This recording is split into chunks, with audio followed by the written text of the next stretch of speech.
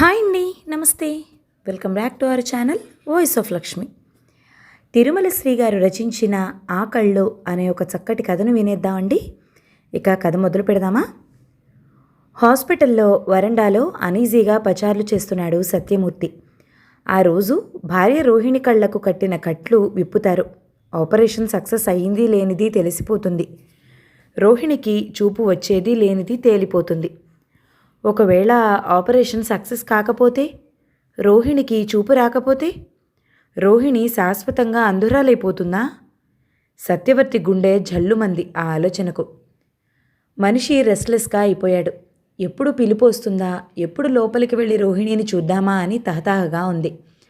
గదిలో నుండి బయటకు వస్తున్న డాక్టర్ని చూసేసరికి సత్యమూర్తి గుండెలు దడదడలాడాయి. ఆతృతగా ఎదురు వెళ్ళాడు. అతని యాంగ్జైటీని అర్థం చేసుకున్న డాక్టర్ మందహాసం చేశాడు. యు ఆర్ లక్కీ మిస్టర్, ఆమెకు చూపొచ్చింది అన్నాడు. డాక్టర్ పలుకులు సత్యమూర్తి పైన అమృతపు జల్లులను కురిపించాయి. మనసంతా హఠాత్తుగా దూదిపింజలా అయిపోయింది. నిజంగానా doctor? Thank you very much అన్నాడు డాక్టర్ చేతులు పట్టుకుని ఆనందం పట్టలేక. You can go and see అని డాక్టర్ భుజం తట్టడంతో గదిలోకి పరిగెత్తాడు. బెడ్ పైన కళ్ళు మూసుకుని పడుకుని ఉంది రోహిణి. పక్కనే ఇద్దరు నర్సులున్నారు. భార్యపైకి వంగి రోహిణి అన్నాడు. నెమ్మదిగా కళ్ళు తెరవడానికి ప్రయత్నించిందామె. ఆతృతగా చూశాడతను.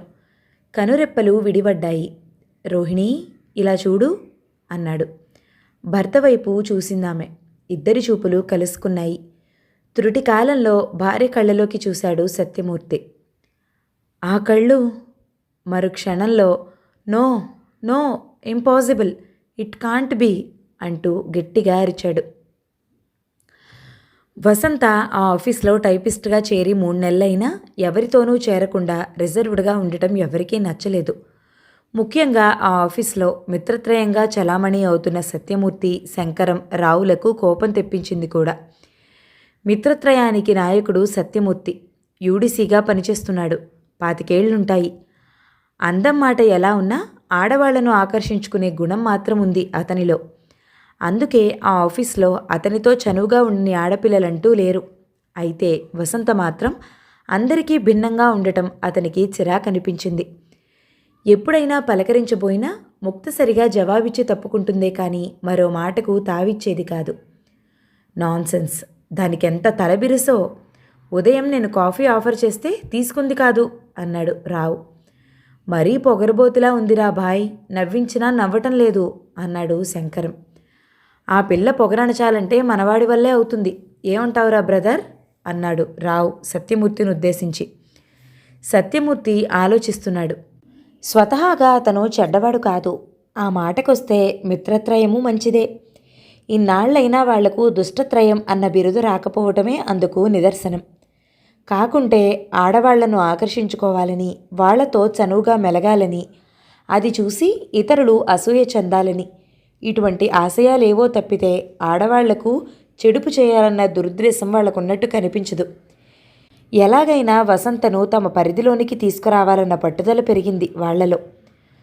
ఒరే బాయ్, మనతో నోరు విప్పి మాట్లాడితేనే మైలపడిపోతానన్నట్లు ప్రవర్తిస్తుందిరా వసంత.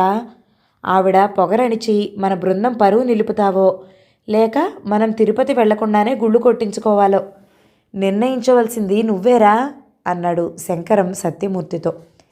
సాలోచనగా తల పంకించాడు సత్యమూర్తి. అతన్ని ఏదో ఆవహించినట్లయింది. మనతో మాట్లాడితేనే మైలపడిపోతాననుకుంటోంది కదూ, ముద్దు పెట్టుకుంటే ఏమవుతుందో చూస్తాను అన్నాడు. అనుకోవడమేమిటి, ఆచరణలో పెట్టడమేమిటి, ఇట్టే జరిగిపోయాయి. వసంత పెద్ద అందగత్తె కాదు, కానీ పరువం తెచ్చిన అందాలతో ఆకర్షణీయంగా ఉంటుంది. నల్లగా వెడల్పుగా ఉండే పెద్ద కళ్ళు, సరళ స్వభావము అందరినీ ఇట్టే ఆకర్షించుకుంటాయి. తన పనేదో తాను తల వంచుకుని చేసుకోవటమే కానీ ఇతరుల స్త్రీలతో కబుర్లు చెప్పడం, వాళ్లలా ఇతరుల గురించి కామెంట్ చేయటం ఇవేమీ చేయదు. ఆ వేళ సాయంత్రం ఇంటికి బయలుదేరిన వసంత తల వంచుకుని నడుస్తోంది. అప్పటికే స్టాఫ్ చాలామంది వెళ్ళిపోయారు. ఎక్కడి నుంచి వచ్చాడో హడావుడిగా వచ్చిన సత్యమూర్తి వసంతను ఢీ కొట్టాడు. ఆమె కింద పడకుండా 2 చేతులతో వాటేసి పట్టుకుని గట్టిగా హృదయానికి హత్తుకున్నాడు. అది చాలదన్నట్లు ఆమె పెదవులపైన గాఢంగా ముద్దు పెట్టుకున్నాడు. ఎక్కడ నుండి చూస్తున్నారో ఈలవేసి చప్పట్లు కొట్టారు శంకరం, రావులు. ఆ హఠాత్ సంఘటనకు నిర్ఘాంతపోయిన వసంత చప్పట్లతో తేరుకుంది. సత్యమూర్తి చెంప మీద సాచిపెట్టి వాయించి బలంగా వెనక్కి గెంటేసింది. సమీపంలో ఉన్న స్టాఫ్ కొందరు ఆశ్చర్యంగా చూసి ఫకాలున నవ్వారు, వెల్డన్ అంటూ. బ్రూట్ అంటూ చీత్కరించుకుని అదిరే గుండెలను అదుపులోకి తెచ్చుకోవడానికి ప్రయత్నిస్తూ వడివడిగా బయటకు నడిచింది వసంత. సత్యమూర్తికి తల కొట్టేసినంత పనయింది. రోహిణి హాస్పిటల్ నుండి ఇంటికి వచ్చేసింది. కొన్నాళ్లపాటు ఆమె పూర్తిగా బెడ్ రెస్ట్ తీసుకోవాలని చెప్పాడు డాక్టర్. భార్యకు పోయిన చూపు వచ్చినందుకు సంతోషించాలో విచారించాలో తెలియలేదు సత్యమూర్తికి. కళ్ళలోకి చూడలేకపోతున్నాడతను. ఆమె చూపులతో చూపులు కలపలేకపోతున్నాడు. ఆ కళ్ళు, అవే కళ్ళు, అవే చూపులు. ఆ కళ్ళు రోహిణికి ఎలా వచ్చాయి? No, it is absurd.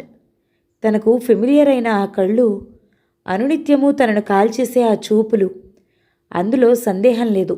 తాను పొరపడటం లేదు. కానీ అదెలా సంభవం? ఆలోచనలతో సత్యమూర్తి తల పగిలిపోతుంది. ఆ సంఘటన జరిగిన మరుసటి 2 రోజులు వసంత ఆఫీస్కి రాలేదు. 3వ రోజున మామూలుగా వచ్చి తల వంచుకుని తన పని తాను చేసుకుపోయింది. 2 రోజులు రాకపోవడంతో టైప్ చేయవలసిన మ్యాటర్ అలాగే పడింది. దానికి తోడు అర్జెంటుగా చేయాల్సిన స్టేట్మెంట్స్ ఏవో ఉన్నాయి. ఫలితంగా ఆ వేళ సాయంత్రం ఆలస్యంగా కూర్చోవాల్సి వచ్చిందామె. రాత్రి 7 గంటల వరకు టైప్ చేసి ఇక ఇంటికి వెళ్ళటానికి బయలుదేరింది. ఆఫీస్ విడిచిపెట్టేటప్పుడు బాత్రూంలోకి వెళ్ళి ముఖం కడుక్కుని రావటం అలవాటు ప్రకారం బాత్రూంకి వెళ్ళి తలుపు వేసుకుంది. చల్లటి నీళ్లతో ముఖం కడుక్కునేసరికి అలసట కొద్దిగా తగ్గినట్లు అనిపించింది. కర్చీఫ్తో ముఖం తుడుచుకుంటున్న వసంత అద్దంలో కనిపించిన రూపాన్ని చూసి అదిరిపడి గిర్రున వెనక్కి తిరిగింది. అదోలా నవ్వాడు సత్యమూర్తి. 2 చేతులతో ఆమె భుజాలు పట్టుకుని ఆమెను తన ఛాతీకి అదుముకుంటూ. ఛీ, వదులు అంటూ పెనుగులాడిందామె. వదలను. ఆ వేళ నువ్వు నాకు చేసిన పరాభవానికి ప్రతీకారం తీర్చుకుంటాను. నీ యవ్వనాన్ని అనుభవించి నీ పొగరు అణుస్తాను అన్నాడు కటువుగా. అతని ప్రతి పలుకులో ధ్వరిస్తున్న దృఢ నిశ్చయాన్ని గ్రహించి కలవరపడిపోయింది వసంత. ఏం చెయ్యాలో పాలుపోలేదు. అతని పట్టు విడిపించుకునేందుకు పెనుగులాడింది. గుప్పెళ్లతో అతని ఛాతీ మీద బాదింది. ఏమన్నా ఏం చేసినా ప్రయోజనం లేకపోయింది. గండు తుమ్మెద మొండి బలాన్ని సుమబాల ఎంతసేపని తట్టుకోగలదు? వసంత ప్రతిఘటించి అలసిపోయింది. ఆమె యవ్వనాన్ని బలిగొన్న సత్యమూర్తి విజయోత్సాహంతో లేచాడు. వెక్కి వెక్కి ఏడుస్తున్నామె. ఇప్పటికైనా గ్రహించావా? నీ పొగరుకు ఫలితమేమిటో అన్నాడతను. చివుక్కున తలెత్తి తీక్షణంగా చూసింది వసంత. ఆమె కళ్ళలో విస్ఫులింగాలు ప్రజ్వరిల్లాయి. ఆమె చూపులకే శక్తి ఉంటే సత్యమూర్తే కాదు, ఈ జగత్తే భస్మీపటలమై ఉండేది. ఆమె కళ్ళను చూసి భయపడ్డాడతను. ఆమె చూపులతన్ని కాల్చేస్తున్నాయి. నీచుడా, నా జీవితం నాశనం చేశావని సంతోషించుకు. ఈ పాపం నిన్ను జీవితాంతం వెంటాడుతుంది. నీకు నెమ్మది లేకుండా చేస్తుంది. నీకు మనసంటూ ఉంటే శాంతి లేకుండా పోతుంది. అసహాయతతో ఒక నీచుడి అక్రమానికి బలైపోయిన యువతి శాపం నీకు తప్పక తగులుతుంది. మళ్ళా ఆమె కళ్ళలోకి చూడాలంటే భయం వేసింది సత్యమూర్తికి. అంటూ నిర్లక్ష్యంగా బయటకు నడిచాడు. ముఖం చేతుల్లో కప్పుకుని బోరుమంది వసంత. హాస్పిటల్ నుండి వచ్చినప్పటి నుండి భర్త ప్రవర్తనలో వచ్చిన మార్పును గమనిస్తూనే ఉంది రోహిణి. అదేమిటో గ్రహించలేక, కారణం ఊహించలేక సతమతమవుతోంది. యాక్సిడెంట్లో పోయిన తన చూపు తిరిగి వచ్చినందుకు సంతోషించాల్సింది పోయి అతనెందుకు అలా తనను తప్పించుకు తిరుగుతున్నాడో బోధపట్టం లేదు. తప్పనిసరిగా తనతో మాట్లాడాల్సి వచ్చినా ఇటో చూస్తూ మాట్లాడతాడు. తన ముఖంలోకి చూడటం మానేశాడు. ఎందుకు? అతనికేమైంది? తన ముఖం అంత వికృతంగా కనిపిస్తోందా? తనకు చూపొచ్చాక తన భర్త తనకు దూరమవుతున్నాడన్న మానసిక వేదన భరించలేకపోయింది రోహిణి. ఆ వేళ భర్తను నిలదీసింది. ఏమండి, హాస్పిటల్ నుండి తిరిగి వచ్చినప్పటి నుండి చూస్తున్నాను మీ వరస. ఎందుకు నా ముఖం చూడటమే పాపమన్నట్లు ప్రవర్తిస్తున్నారు? ఎందుకు నన్ను తప్పించుకు తిరుగుతున్నారు? నేనేం పాపం చేశానని? పోనీ నాకు చూపు రావటం మీకు ఇష్టం లేకపోతే చెప్పండి. ఇప్పుడే ఈ కళ్ళను పొడి చేసుకుంటాను. జీవితాంతం అంధురాలిగానే ఉండిపోతాను. కానీ నాకు మాత్రం మీ ప్రేమను దూరం చేయకండి అంటూ వాపోయింది రోహిణి. ఏం చెప్పాలో ఆమెనెలా ఓదార్చాలో తోచలేదు సత్యమూర్తికి. తన పాపపు కృత్యం ఆమెకెలా తెలిపేది? ఒక అమాయకురాలి జీవితాన్ని నాశనం చేశాడని చెప్పాలా? ఆ అభాగ్యురాలు పెట్టిన శాపం రూపం దాల్చిందని చెప్పాలా? వసంత కళ్ళు తన్ను వెంటాడి వేటాడుతున్నాయని చెప్పాలా? వసంత చూపులు తన గుండెల్ని చీల్చేస్తున్నాయని, తన్ను నిలువునా కాల్చేస్తున్నాయని చెప్పాలా? తన మానసిక దుస్థితి ఆమెకు ఎలా చెప్తే అర్థమవుతుంది? ప్రేమగా భార్య తలనిమిరాడు సత్యమూర్తి. ఏడవకు రోహిణి, ఏడిస్తే కళ్ళు దెబ్బతింటాయని, కొన్నాళ్లపాటు కళ్లకు స్ట్రెయిన్ కలిగించకూడదని డాక్టర్ చెప్పలేదు. అయినా ఇప్పుడేమైందని అలా బాధపడిపోతున్నావు? ఏవేవో ఊహించుకుని నీ ఆరోగ్యం చెడగొట్టుకోకు అన్నాడు. భర్త గుండెల్లో ముఖం దాచుకుని ఏడ్చింది రోహిణి. ఆవేశంలో ఏదో చేసినా ఆ తర్వాత తాను చేసిన పని ఎంత ఘోరమైనదో గ్రహించిన సత్యమూర్తికి మనస్సాక్షి ఎదురు తిరిగింది.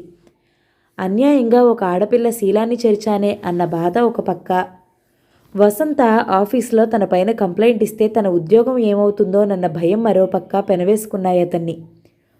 ఆఫీస్కు వారం రోజులు సెలవు పెట్టేశాడు ఒంట్లో బాగుండలేదు అని. వసంత కూడా వారం రోజులు సెలవు పెట్టిందని, ఆఫీసులో కంప్లైంట్ ఇవ్వలేదని తెలుసుకున్న సత్యమూర్తి విస్తుపోయాడు. తాను చేసిన పాపం అనుక్షణం నిలదీస్తుంటే, ఎదురు తిరిగిన మనసు రంపపు కోత కోస్తుంటే 4-5 రోజులు వీధి మొహమే చూడలేదతను. వసంత చూసిన చూపులు, నిప్పులు చెరుగుతున్న ఆమె కళ్ళు పదే పదే గుర్తొస్తూ వెంటాడుతూ ఉంటే అతని మనసుకు నెమ్మది లేకుండా పోయింది. ఆ కళ్ళను మర్చిపోలేకపోతున్నాడు. స్వతహాగా మంచివాడేమో ఆవేశానికి బానిసై అనాలోచితంగా ఒక యువతి నిండు జీవితం నాశనం చేశానే అన్న తలపు పామై నాల్కలు చాపుతూ కాటేస్తుంటే కంటిపైన కునుకు కూడా సరిగా పట్టడం లేదతనికి. చివరికి ఏదో నిశ్చయానికి వచ్చిన వాడిలా గదికి తాళం వేసి బయలుదేరాడు. సత్యమూర్తి వెళ్లేసరికి వసంత ఇంటి దగ్గరే ఉంది. అతన్ని చూడగానే ఆమె కన్నులు అగ్నిగోళాలయ్యాయి. ఇంకా ఏం మిగిలిందని మళ్ళా ఎక్కడికి దాపరించావు అంది కఠినంగా. ఆమె ముఖం చూడలేకపోతున్నాడతను. నన్ను క్షమించు వసంత, ఎందుకలా చేశానో నాకే తెలీదు. చేసిన తప్పుకు పశ్చాత్తాపపడుతున్నాను అన్నాడు తల వంచుకుని. పంటితో పెదవి కొరుక్కుంటూ వస్తున్న దుఃఖాన్ని బలవంతంగా ఆపుకుంటూ అంది వసంత.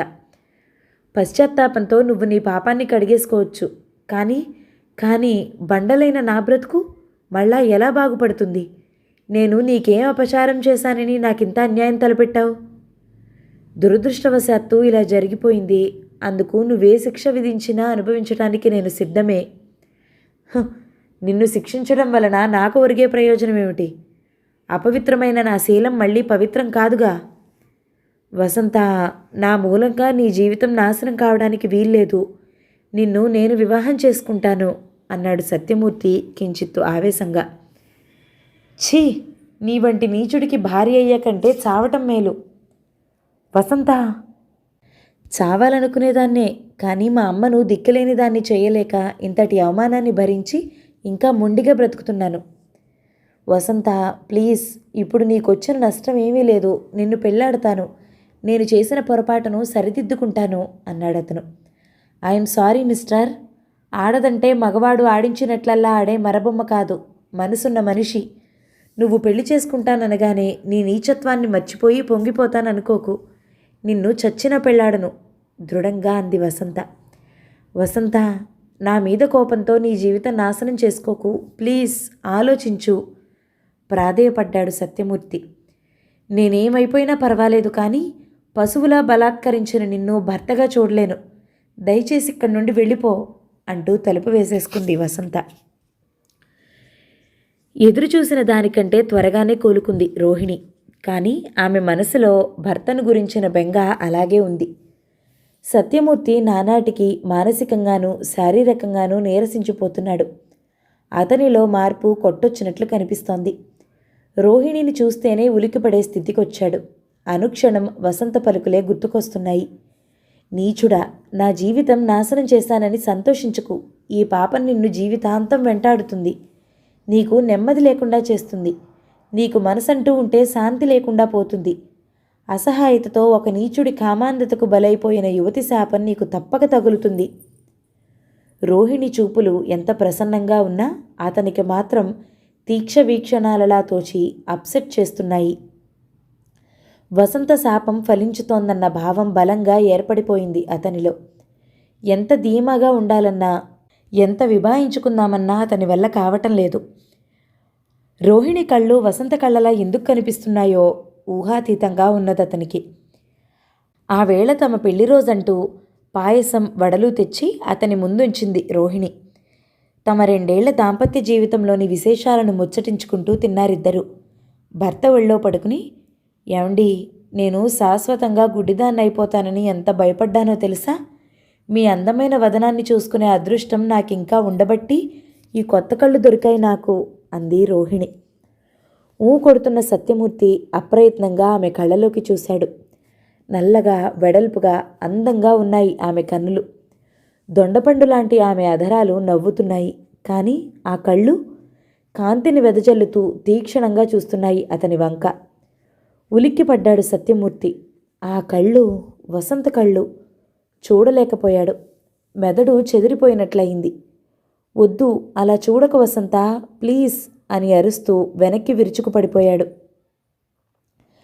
వారం రోజుల సెలవు నెల్లాళ్లకు పొడిగించిన సత్యమూర్తి సెలవు పూర్తయ్యేసరికి దూరంగా ఉన్న మరో ఊరికి ట్రాన్స్ఫర్ చేయించుకుని వెళ్ళిపోయాడు. అప్పుడప్పుడు తాను చేసిన పాపం జ్ఞాపకం వచ్చి మనసు అల్లకల్లోలం చేసేది. వసంత కళ్ళు, ఆమె తీవ్ర దృక్కులు వెంటాడి వేధించేవి, మనశ్శాంతి లేకుండా చేసేవి. ఏడాది తిరగకుండానే అతనికి పెళ్ళయింది. భార్య రోహిణి అందగత్తె. ఆమె సాహచర్యంలో వసంత విషయం మర్చిపోవడానికి ప్రయత్నించేవాడు. పెళ్ళయ్యి ఏడాది గడిచిపోయింది. వసంత జ్ఞాపకాలు క్రమంగా మెదడు యొక్క అడుగుపరల్లోకి దిగబడిపోసాగాయి. తల్లికి అనారోగ్యంగా ఉందని చూడ్డానికి పుట్టింటికి వెళ్ళింది రోహిణి.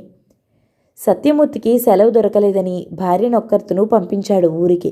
వారం రోజులు ఉండి తిరుగు ప్రయాణం కట్టింది రోహిణి.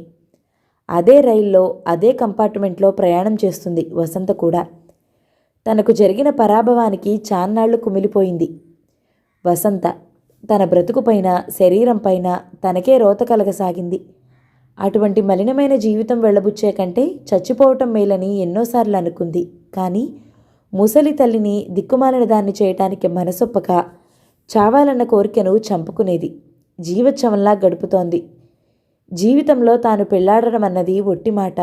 కనీసం తల్లి జీవించి ఉన్నంత వరకైనా ఉద్యోగం చేయాలి. ఉన్నట్లుండి ఉన్న ఒక్క ఆధారము కూలిపోవటంతో, తల్లి చనిపోవటంతో అంతవరకు కూడదీసుకున్న ధైర్యం సడలిపోయింది. తల్లి శవం మీద పడి బోరున ఏడ్చింది వసంత. తానెవరి కొరకు జీవించాలన్న ప్రశ్న తలెత్తింది.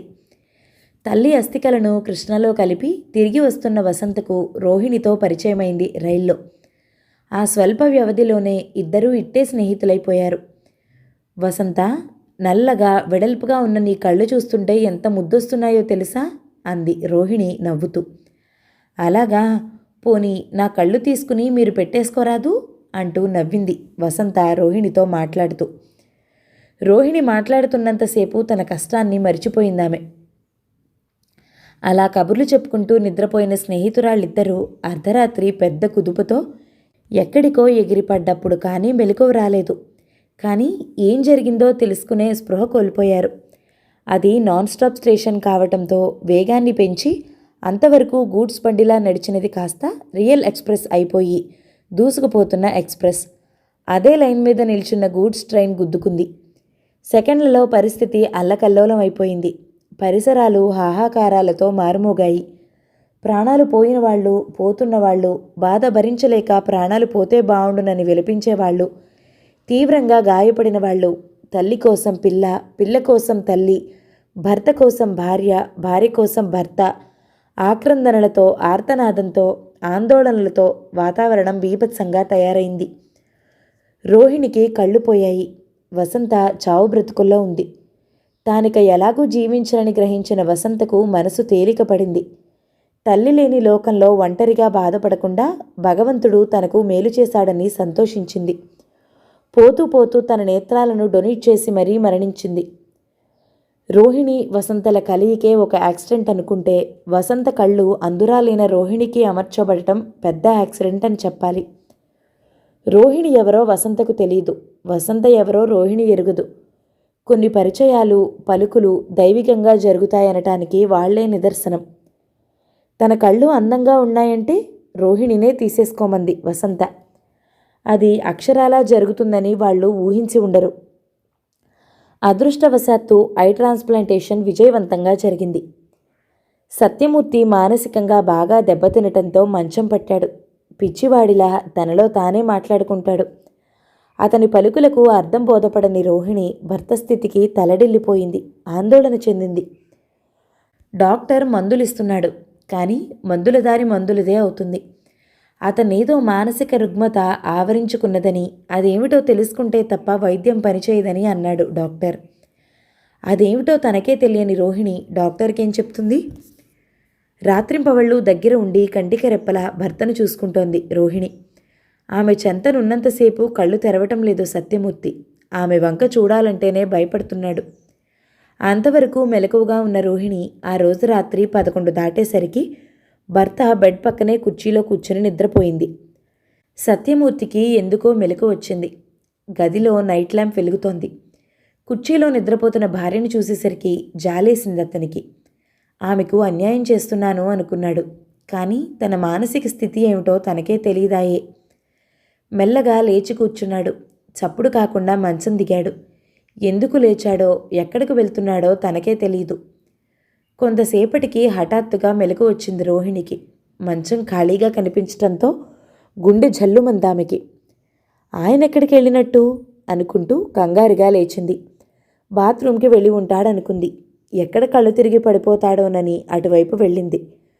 భర్త బాత్రూంలో కనిపించకపోయేసరికి ఆమె కంగారు అధికమైంది. ఆందోళనతో ఇల్లంతా వెతికింది. ఎక్కడా కనిపించలేదతను. తలుపులు వేసినవి వేసినట్లే ఉన్నాయి. డాబా మీదకు వెళ్ళింది. పైన పౌర్ణమి చంద్రుడు జగమంతా తెల్ల రంగు పూశాడు. వెన్నెలలో డాబా పైన నించుని ఎటో చూస్తున్న భర్త కనిపించగా తేలికగా నిట్టూర్చింది రోహిణి. ఈవేళప్పుడు మీరిక్కడికి ఎందుకొచ్చారు అంది మృదువుగా, మందలింపుగా. భార్య పలుకులకు త్రుళ్ళిపడి వెనక్కి తిరిగాడు సత్యమూర్తి. రోహిణి స్థానంలో వసంత ప్రత్యక్షమైంది. నవ్వుతున్న రోహిణి కళ్ళు విస్ఫులింగాలను వెదజల్లుతున్న వసంత కళ్ళుగా మారిపోయాయి. అంతే. వద్దు, ఈ చిత్రవద నేను భరించలేను. ప్లీజ్ వసంత, నన్ను క్షమించు, నన్ను క్షమించు వసంత అని అరుస్తూ వెనక్కి అడుగులు వేశాడు. ఏమండి, ఏమిటది? ఆగండి, వెనక గోడుంది, ఆగండి, ఏమండి అంటూ ఆందోళనగా అతని వైపు వెళ్ళింది రోహిణి. ఆమె సమీపించే కొద్దీ వెనక్కి జరిగాడు సత్యమూర్తి. ఆమె ఆందోళనతో హెచ్చరిస్తూనే ఉంది. అతను తన కళ్ళకు చేతులు అడ్డం పెట్టుకుంటూ వెనకకు వెళుతూనే ఉన్నాడు. No, no, leave me alone అంటూ చివరికి చేరుకున్న సత్యమూర్తి డాబాపై నుండి కిందికి పడిపోయాడు. రోహిణి కెవ్వున అరిచి స్పృహ తప్పి పడిపోయింది. కథ సమాప్తం. ఈ కథ కనుక మీకు నచ్చినట్లయితే లైక్ చేయండి, షేర్ చేయండి, మంచి కామెంట్ చేయండి. మన ఛానల్ని తప్పకుండా సబ్స్క్రైబ్ చేయండి. Thank you so much for watching. నమస్తే.